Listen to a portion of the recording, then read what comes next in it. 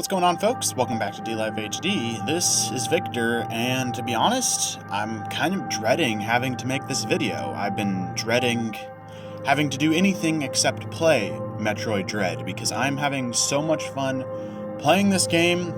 I've never beat a Metroid game before. I've played basically all of them, but really only the first little bit of all of them. The majority of the time I've spent ever playing Metroid was the multiplayer on Prime 2, and I did get the 3DS remake of the second game, and I do own the second game as well on Virtual Console, but that's about it. So my experience with Metroid is pretty limited, but, you know, we're doing a first impressions of this game, so without any further delay, let's jump right into it. Switch it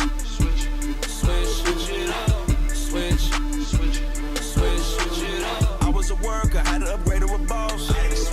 Used to live in the hood, but had to upgrade to a loft. So as I said, I'm basically a Metroid noob, and so this first impressions is going to be from that perspective exactly. Now, for the full review, I will actually be reviewing it with Sam. It'll be a joint review, and he is more of an experienced fan of the series. It's one of his favorites, and so I'm really excited to get to work with him in that regard, that being a pro and a noob at this franchise.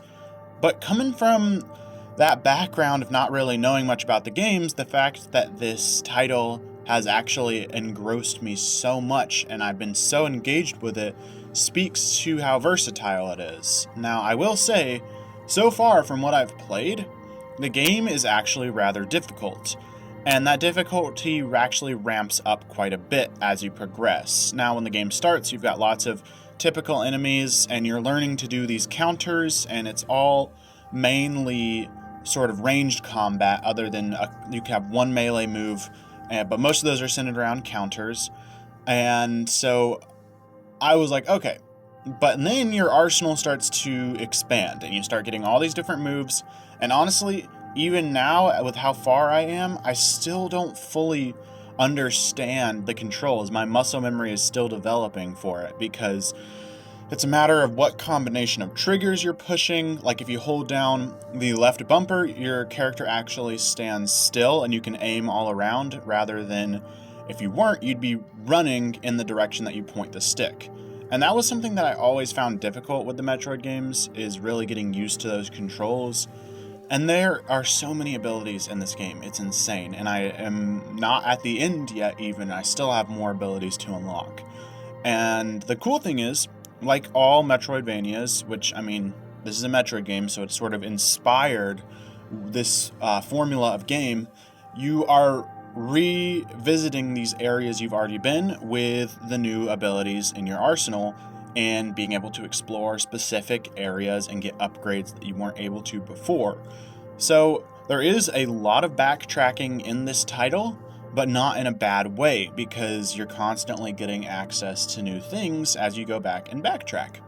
And this might be a light spoiler, so if you don't want to know this, sort of skip ahead here, but there's a lot that this game actually takes from Hollow Knight. Now, I did play all the way through Hollow Knight. That was the first Metroidvania that I've ever beaten, and Hollow Knight obviously is very inspired by Metroid.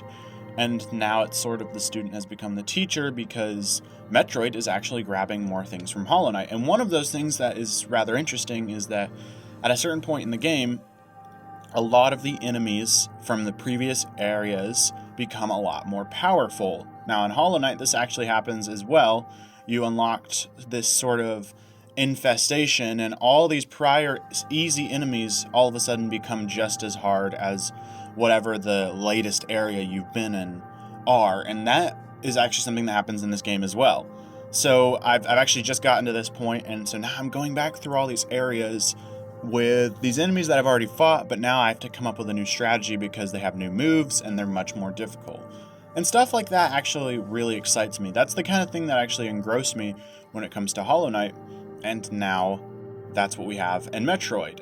And honestly, this title is making me want to go back and play some of the older Metroid games. From what I understand, like Super Metroid holds up extremely well, even in the modern context. And so I kind of want to go back and try these games, especially with how much I'm enjoying this latest title.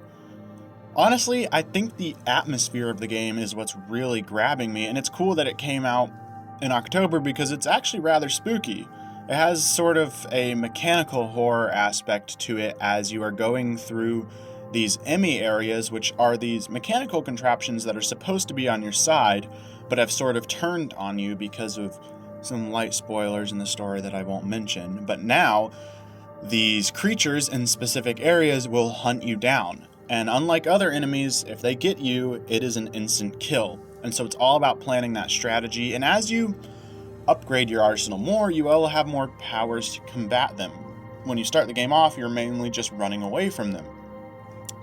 Like you get an invincibility cloak, or an invisibility cloak, but you can only use it for a certain amount of time. It uses energy. It's rather cool, and I think that aspect of sort of darker tones and the mechanical horror that this game does use are really engrossing. And honestly, sometimes in the game I've been actually pretty scared of these Emmys, and it's really cool because it actually takes full advantage of the HD rumble in the controllers, and when the Emmy detects you, you actually feel like a steady heartbeat in the controller. It's just, the game is so well optimized for the Switch, and it takes advantage of a lot of different functions that I don't see games really use. Honestly, HD Rumble isn't really present in a lot of other Switch games now, and it's sort of interesting. So it's cool to see a first-party Nintendo game really taking advantage of what Nintendo set up with these controllers and with the system itself.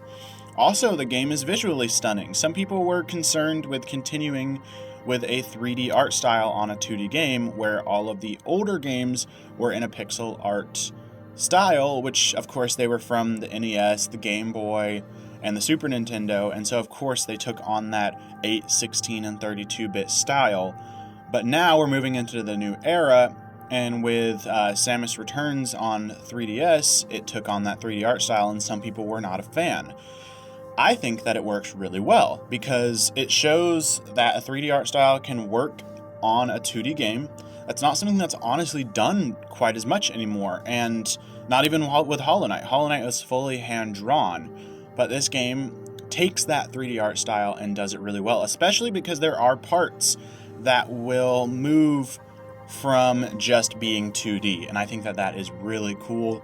You'll have to see them when you actually get into the game, but basically the camera will pan over, so you'd be looking down a hallway, basically. Kind of hard to explain over just using language. You basically have to see it to understand it.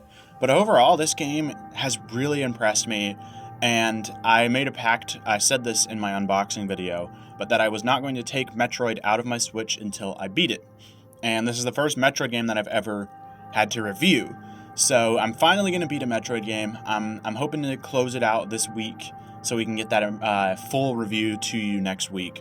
But overall, I'm really loving this game. Honestly, as far as individualized Switch experiences, so this excludes things like Dragon Quest XI and Monster Hunter Rise, which are two of my favorite Switch games, but they're not really exclusive to Switch.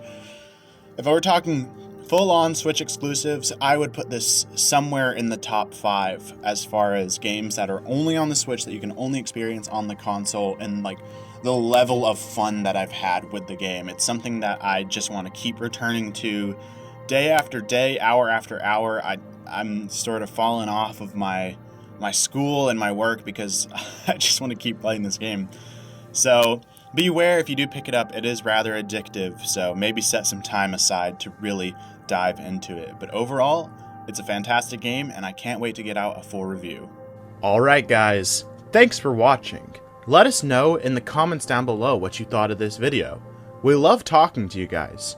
Remember to like and subscribe for more videos like these. Lastly, check out our Twitter account for gameplay of the latest releases. But most importantly of all, remember to always stay 1-up.